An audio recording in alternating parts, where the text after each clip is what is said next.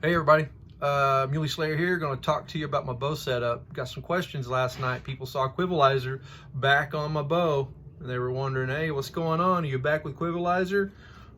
Never left Quivalizer. I was shooting my Hoyt. When I got back with Hoyt last year, when I got my RX Carbon Ultra, and I set it up with a two-piece quiver on the side and a little lightweight stabilizer. Man, it felt so good having a carbon bow in my hand again. I kept it super simple, super light, and I didn't have any Western bow hunts last year, so I just ran it pretty simple. And so this year I'm done turkey hunting. I'll continue hunting hogs, but it was time to dial in my Venom 33, my Hoyt Venom 33 for 2021. It was time to dial it in for mule deer hunting. So I'm pretty sure I'm going to have a mule deer tag out west this year, and I want to be laser accurate. And part of laser accuracy in the mountains for me is Quivalizer. Coming from a target background, you know, I shot target for a long time, 3Ds, field archery, target archery.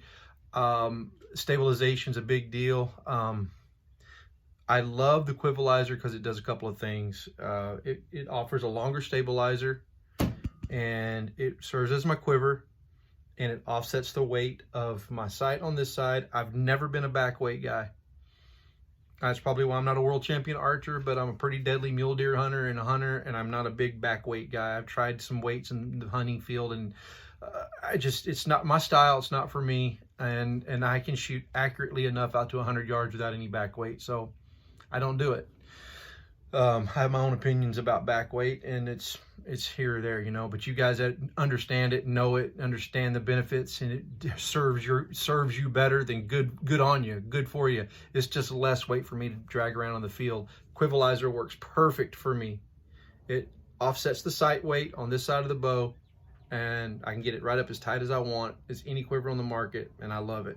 So never really left Quivalizer. I just pulled this one back out. This was the black one I was running for a couple of years, and I rattle canned it and put it on my Hoyt Venom. I tried to match the paint as good as I could. Looks all right. Another thing is, I love that fuse flywheel. It's a perfect sight, and I use it for deer and hogs and things up close, turkeys. But for my long range hunting, I wanted something with where my confidence was at. I just like the feel and the style and the function of this old CBE better. No affiliation. I just like the sight. No other reason other than I just like it and I have confidence in it. So I pulled out one of my old CBEs. I rattle canned it green and knocked the shine off of it. Matches the bow pretty good. So I got a 5-pin, 20 through 60, and then I'll have my slider out to about 100, 110. I think this tape I have on here goes to 100, but I'll have it out to 110 or something. Not that I want to shoot that far. I like bow hunting as a close range sport, and I like to get my shots under 60 yards. But in the event that I have the buck of a lifetime or a truly outsized mule deer out there at my maximum effective range, this sight gives me all the confidence that I can make that shot, and it's served me for years. It's put a lot of bucks in my freezer and a lot of heads on the wall, being able to extend my range with this kind of sight, especially the CBE sights.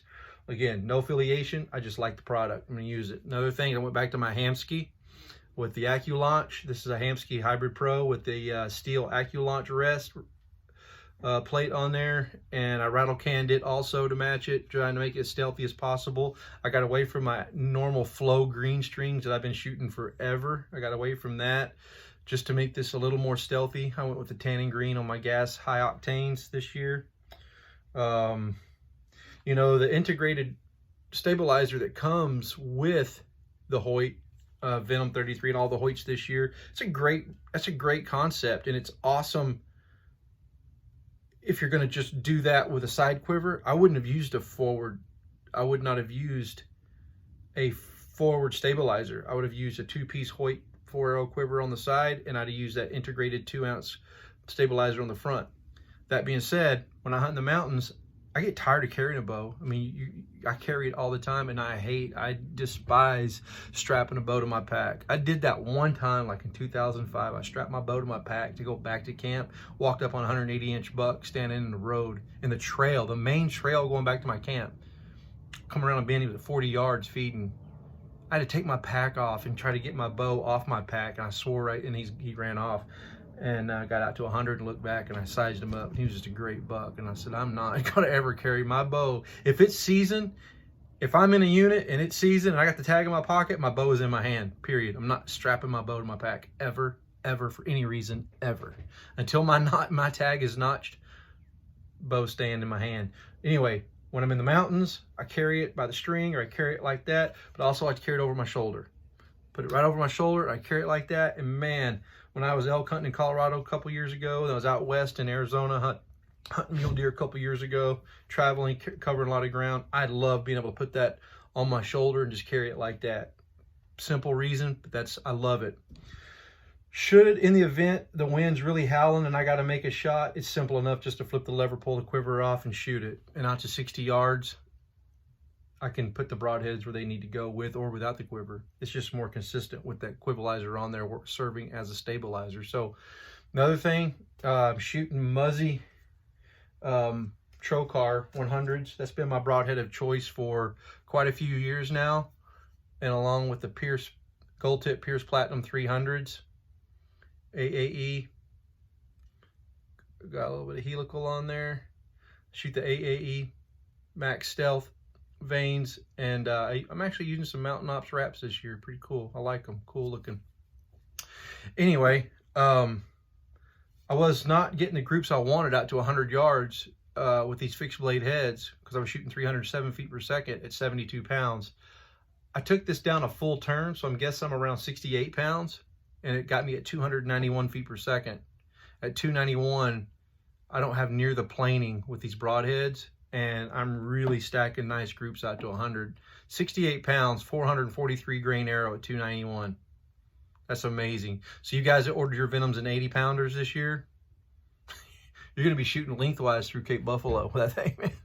That is going to be over 100 pounds of, way over 100 foot-pounds of kinetic energy. I mean, it's really about momentum anyway, but that kinetic energy is a good thing to go off of. I always try to stay above 70 for big game hunting out of a compound. So just a little bit about my setup, because I got the questions last night after I posted this. I was real proud of it. Looked cool. It just really looked awesome. Looked all G.I. Joe like. So I loved it, and I posted it, and I had a lot of questions this morning. Hey man, are you back with Quivalizer? I've been with Quivalizer since Dan Evans sent me one, because it's an amazing product and I love it. It just, for the purpose, it serves its purpose. It's a great Western hunting option, and there you have it. So Hamsky, Hoyt, Gas, Gold Tip, CBE, and people also ask me a lot about releases. One video you're shooting a hinge, and the next one you're shooting a trigger. What's the deal? Well, when I'm hunting close range, whitetails, hogs, turkeys, things that move around a lot, I shoot with a trigger. Bottom line is, you got a hog moving through the brush. If you're trying to pull through a hinge on a hog feeding like this in the brush, you're going to gut shoot them, ham shoot them, shoot over them, shoot behind them. They're moving. Regardless of what you believe or what you think, if you hunt turkeys and hogs long enough, or whitetails in the rut, you're going to have to punch some shots. They're coming at you. In East Texas, game is coming. There they are, and they're gone that fast, because I hunt thickets. I'm not hunting the edges of wheat fields and alfalfa fields and big open timber. I'm hunting hogs, turkeys, and deer in the Texas thickets, in the brush. Game is moving all the time. You have little tiny windows. You have to make arrows go into those little windows fast. So I shoot a shark, dual caliper.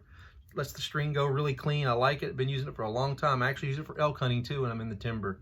However, my point of impact out to 80 yards is identical with that trigger and this hinge.